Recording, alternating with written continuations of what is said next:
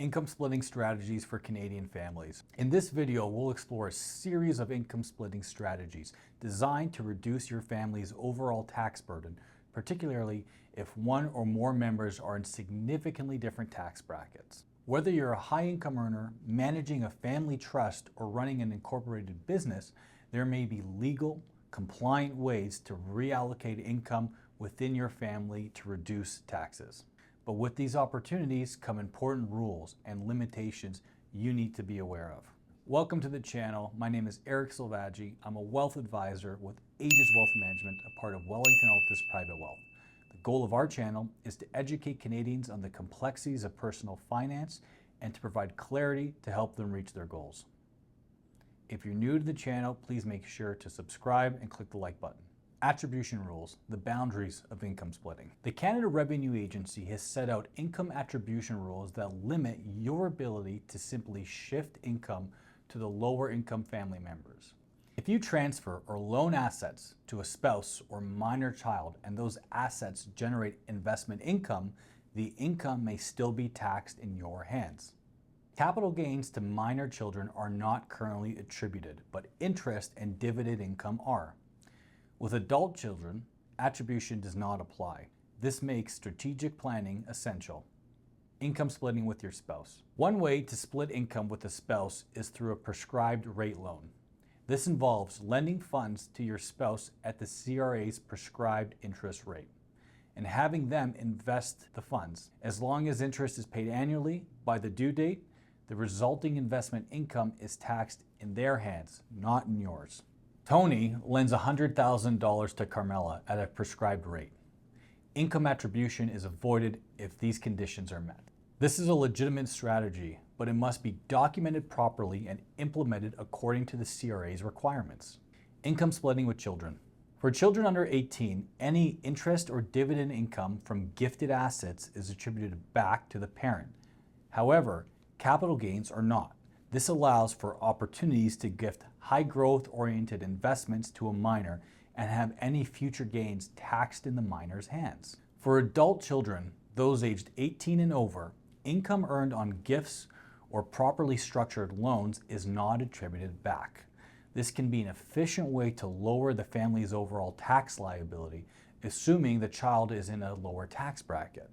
Capital gains and trust strategies. One of the most common and tax-efficient strategies is to help children generate capital gains, either by gifting cash or transferring investments. Children can earn up to $30,000 in gains before incurring a significant tax, depending on other income and available credits.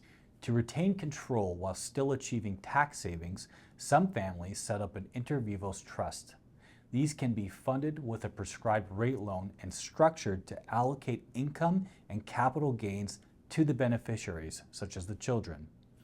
This provides both control and tax efficiency. Carmela lends $500,000 to a trust for her children at 2%. The trust earns income, allocates it to the kids, and pays minimal tax overall. Splitting retirement income. Retirement planning also offers income splitting opportunities. If one spouse has a larger RRSP or pension, using a spousal RRSP during accumulation years can balance taxable retirement income later on. Once retired, couples can split eligible pension income, such as RIF or registered pension plan payments, on their tax returns. This can reduce combined taxes and in some cases help avoid OAS clawbacks. You may also apply to share CPP and QPP payments. The shared amount depends on how long you've lived together during those contributory years. You may also apply to share CPP and QPP payments. The shared amount depends on how long you lived together during your contributory periods. There are other creative but compliant ways to structure family finances. For example, you can give funds to pay expenses while children or spouses invested in their own earnings. No attribution applies. Swap assets with a family member, provided they are of equal value and do not generate income. Used carefully, this may help shift gains to a lower income individual. Pay allowances to children earning their own income. This allows them to invest their income while parents cover spending needs. Splitting income from a corporation. Business owners have access to additional tools. If your business is incorporated, you may draw a salary and leave the profits inside the company, which are taxed at a lower corporate tax rates. You can also pay salaries to family members who have actively contributed to the business, provided the amounts are reasonable. However, when distributing dividends to family members, be cautious. The tax on split income, the TOSI rules, may apply, particularly if the recipient is not actively involved in the business. If the TOSI applies, dividends can be taxed at the highest marginal tax rate. Certain exemptions apply if the recipient works in the business, has contributed capital, or meets other criteria. These rules are complex and compliance is essential.